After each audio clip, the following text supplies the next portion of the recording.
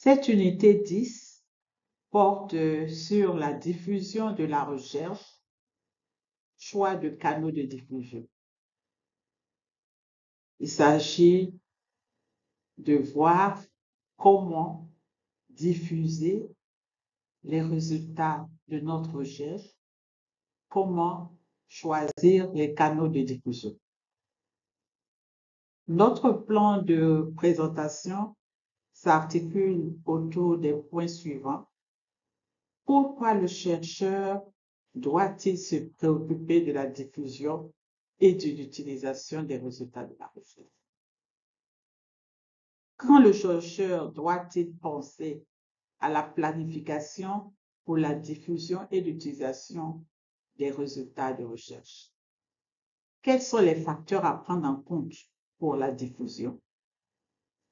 Quelles sont les meilleures pratiques pour diffuser les résultats de vos recherches à différents publics?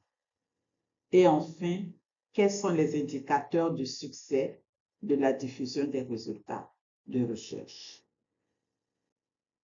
Les objectifs à atteindre seront d'expliquer l'importance de la diffusion des résultats dans le cycle de la recherche, d'énumérer les facteurs à prendre en compte pour la diffusion des résultats, d'énumérer les bonnes pratiques en matière de diffusion des résultats de recherche, de décrire les différents canaux de diffusion des résultats de recherche, de connaître les indicateurs de succès de la diffusion des résultats de recherche. Pourquoi le chercheur doit-il se préoccuper de la diffusion et de l'utilisation des résultats de la recherche? Il faut pouvoir améliorer la visibilité et l'impact des travaux du chercheur. Le fait de diffuser ces résultats permet de partager des connaissances acquises avec un public plus large. Cela permet d'améliorer la prise de décision dans les politiques publiques et dans d'autres secteurs. La diffusion des résultats encourage également la collaboration interdisciplinaire en facilitant les échanges d'idées. Cette diffusion rend la recherche plus visible et contribue à l'avancement scientifique à travers l'utilisation des résultats dans d'autres domaines. Et enfin, le fait de diffuser vos résultats permet d'améliorer la visibilité et l'impact de ces travaux. Quand est-ce que le chercheur doit penser à planifier la diffusion et l'utilisation de ces résultats? Il faut le faire avant le début du projet. Lorsque vous devez sélectionner le problème et élaborer la proposition de projet, vous devez déjà penser à identifier les résultats potentiels et planifier comment et à qui ces résultats seront communiqués. Pendant le projet, vous allez avoir à ajuster la stratégie de diffusion en fonction de l'évolution de la recherche et des résultats intermédiaires. Et une fois que l'étude est terminée, il va falloir finaliser la stratégie de diffusion pour maximiser l'impact des résultats et vous assurer qu'ils vont atteindre les publics que vous avez ciblés. Quels sont les facteurs à prendre en compte pour la diffusion? Le premier élément, c'est le public cible qui bénéficiera des résultats. Est-ce les chercheurs, les praticiens, le grand public ou les décideurs? Quels sont les objectifs de cette dissémination des résultats? Est-ce pour informer? Est-ce pour influencer des politiques? Est-ce pour éduquer la population? Est-ce pour changer des politiques, des pratiques?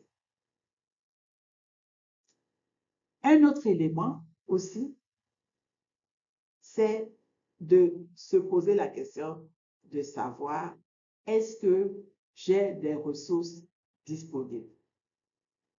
Parce que ces ressources disponibles vont influencer la portée et les outils de diffusion que vous allez utiliser. On en vient au contenu des résultats que vous allez diffuser. Il faut adapter le contenu de ces résultats-là selon un certain nombre de critères. D'abord, il y a la complexité du contenu. La nature complexe ou technique des résultats peut nécessiter une vulgarisation ou des explications supplémentaires. La sensibilité. Certains résultats peuvent être délicats et nécessiter une attention particulière pour être communiqués de manière éthique et responsable. Il y a aussi à tenir compte du format approprié. Il va falloir choisir le format de diffusion. Est-ce que ce sera un test, une vidéo, un graphique? Et cela doit être choisi en fonction de l'audience que vous avez ciblée et des ressources disponibles.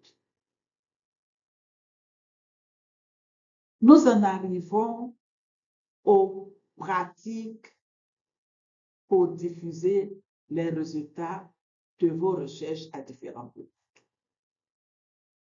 Il faut avoir les meilleures pratiques pour la diffusion de vos résultats. Pour cela, il faut d'abord connaître votre public. Il faut que vous puissiez identifier le public cible à qui vous voulez diffuser vos résultats. Quels sont les besoins de ce public? Quels sont leurs intérêts? Quelles sont leurs attentes? Tout cela varie selon les différents publics. Ensuite, il va falloir choisir le format de langue, le ton de la communication, car cela doit s'adapter à la cible. En deuxième étape, il faut choisir le bon format qui sera utilisé pour diffuser vos résultats de recherche. Et cela sera en fonction du public, de l'objectif, ainsi que des ressources dont vous disposez pour pouvoir faire cette diffusion. En troisième étape, il faut utiliser un langage clair et engageant. Ce langage qui permettra de transmettre les résultats de recherche. Et ces messages doivent être faits de telle sorte qu'ils puissent être efficaces et convaincants. Il faut éviter le jargon, éviter les acronymes et les termes techniques et utiliser un langage simple et clair que votre public peut comprendre et auquel il peut s'identifier. Il faut fournir des preuves et un contexte. Qu'est-ce que ça veut dire? Ces preuves et ce contexte peuvent appuyer et valider les résultats de recherche et vos messages. Il faut citer vos sources. Il faut fournir des références. Il faut reconnaître vos limites et incertitudes. Il faut fournir des informations contextuelles. Il faut fournir des implications et des recommandations qui peuvent aider votre public à appliquer les résultats de votre recherche à ses propres situations ou à ses problèmes. Cinquième étape, il faut pouvoir identifier les canaux de diffusion appropriés.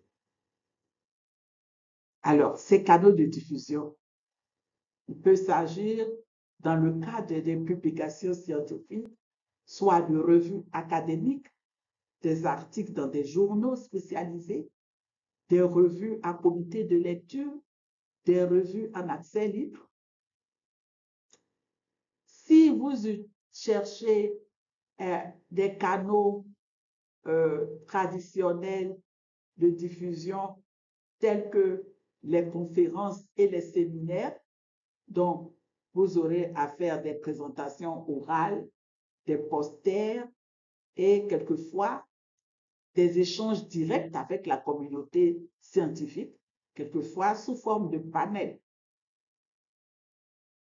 Comme autre canal traditionnel de diffusion aussi, vous pouvez écrire un livre ou bien un chapitre de livre pour diffuser vos résultats.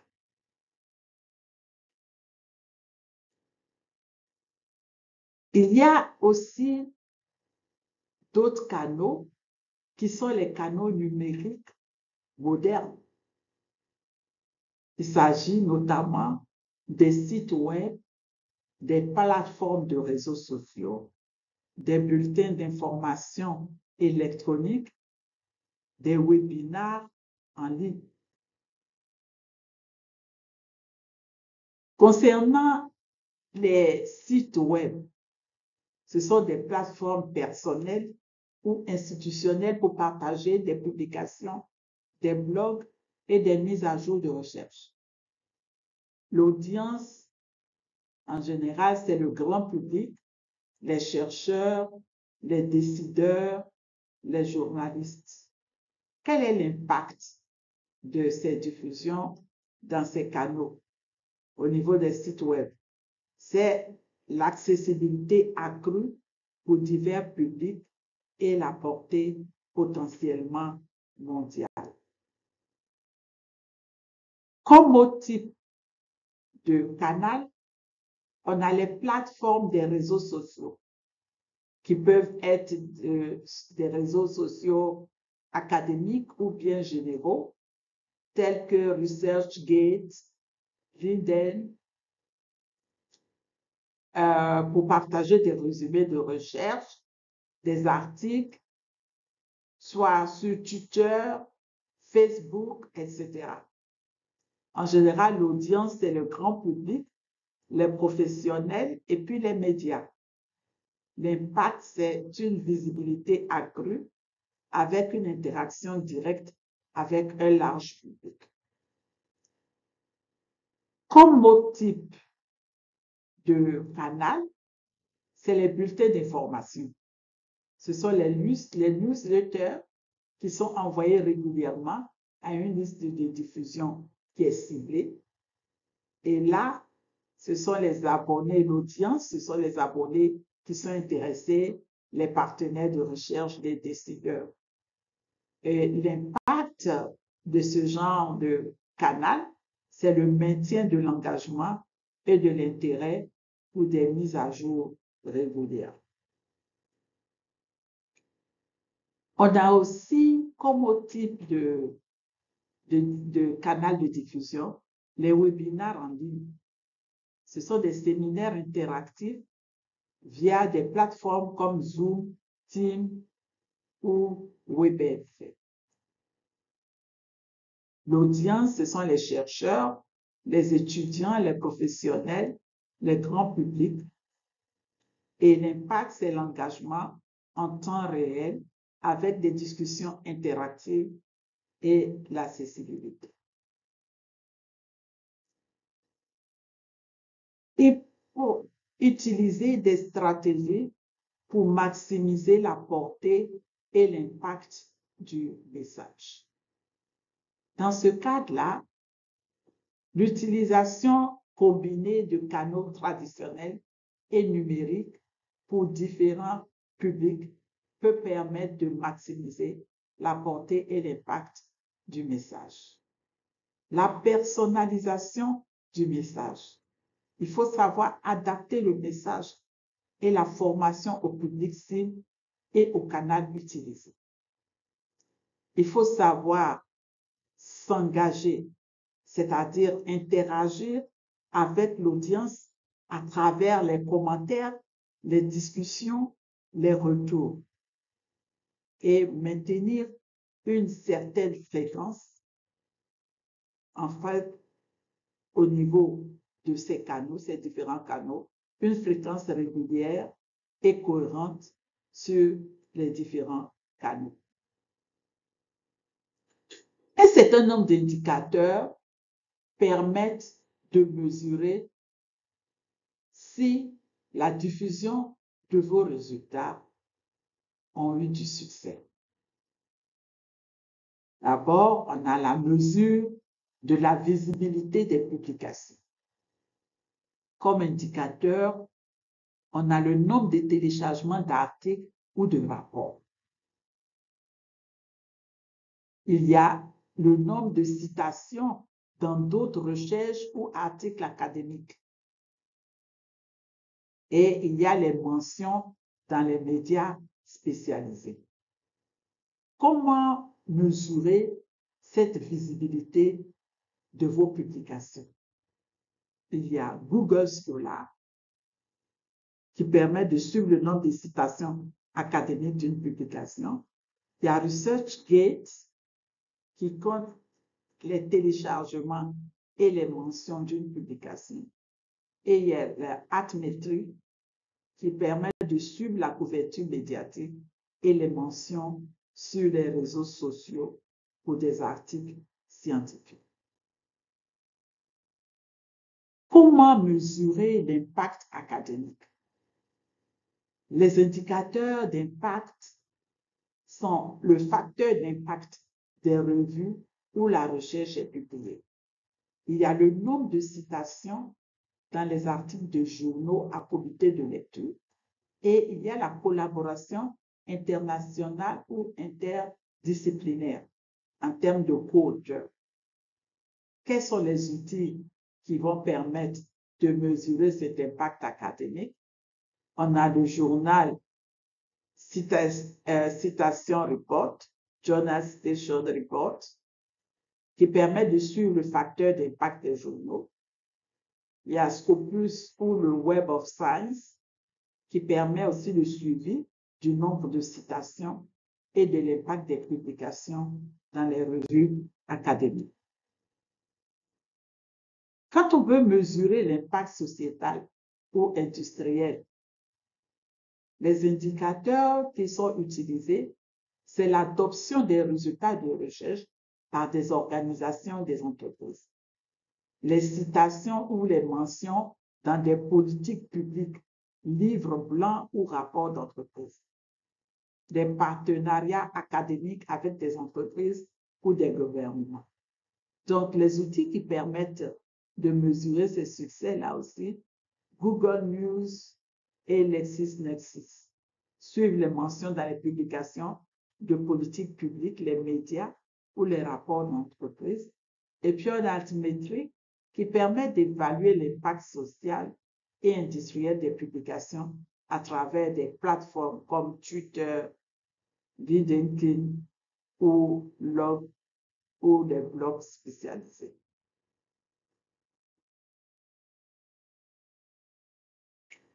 Comme autre indicateur de succès, c'est l'accessibilité et la diffusion numérique. On a comme indicateur le nombre de consultations de la page web dédiée à la recherche, le nombre de téléchargements ou de partages des données ou du rapport final, le nombre de vues sur des vidéos ou des webinaires associés aux résultats de la recherche. Comme outil, on a Google Analytics qui permet de suivre les visites sur les pages web de la recherche. On a YouTube Analytics pour les vidéos qui permet de suivre les vues et l'engagement sur les vidéos présentant les résultats de la recherche. Et on a Zenodo ou Figshare qui sont des plateformes de partage de données et de rapports et qui mesurent les téléchargements et les citations. Comme autre indicateur de succès et de diffusion, c'est l'engagement des parties prenantes. Comme indicateur, il y a le nombre de présentations lors de conférences scientifiques ou industrielles, la participation à des tables rondes, séminaires ou ateliers sur le sujet, et puis le retour, le feedback des utilisateurs finaux. Donc, comme outil, on a Eventbrite ou Meetup qui permet de suivre la participation aux événements ou conférences organisées, SurveyMonkey ou Google Forms qui permet de créer des enquêtes pour recueillir des retours sur l'application ou l'intérêt des résultats de la recherche. Comme autre indicateur aussi, c'est l'adoption par des projets futurs. Et l'indicateur, on a la réutilisation des résultats dans des projets de recherche ou des demandes de subvention. C'est le nombre de citations par d'autres équipes de recherche qui utilisent les résultats comme base pour de nouvelles études. Et enfin, la collaboration pour des projets de suivi ou de mise en œuvre des recommandations de la recherche. Et ça aussi, à travers Scopus ou Web of Science, à travers Google Scholar Alert, vous pouvez avoir à identifier les publications utilisant ou citant les résultats dans des projets futurs. Donc, tous ces outils permettent de montrer l'importance de la diffusion et l'importance de l'utilisation des résultats des projets de recherche. Merci de votre attention.